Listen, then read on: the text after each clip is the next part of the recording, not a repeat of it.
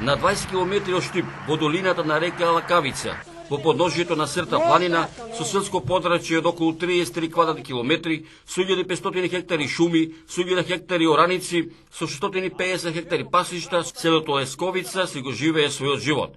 Наминавме и во ова село да го видиме селото и селаните како и тие живеат во овие летни и пеколни горештини. Селото има околу 150 куќи само со иселени. Има околу 35 до 50 куќи живеат тука. И тоа се се по 20 луѓе, по еден човек, и така да се стари. Од што порано живееле и што денеска? Види, порано живееа житарици. Моментално сега земат некоја пензичка стари по 2-3 јадарки. Работам, не сум седнала ич. Аха. Те бостанчете, на пазари одам, урдичка продавам, сирење продавам, секој петак одам. Пипер многу саде. Саде име со делото, која ќе дојат овдеа, одбират, зимат, пиперки, ајвари прават. Многу беше убаво. Так. Јабукарники имаме, јабуки, се. Може ли да се живее вака во село, да се вади парче леп? Кој што сака да работи, ќе се ваде парче, ама не ќе да работат.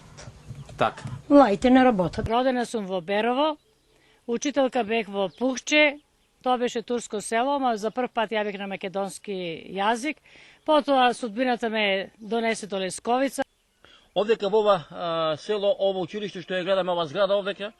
Тоа беше и школа, и интернат, и се. И учеа децата и спеја тука. Имаше многу ученици. 40 година, од 6 година сум во Лесковица. Многу ми се допаѓа.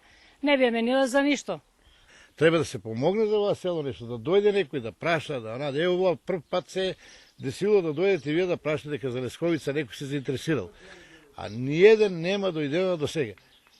Што е во, ја не знам, село, пропаднато село. Најубаво село беше во општината. А ја да ти кажам, и за тоа седам тука во селото, затоа што сакам во селото да седам. Ми го сакам селото.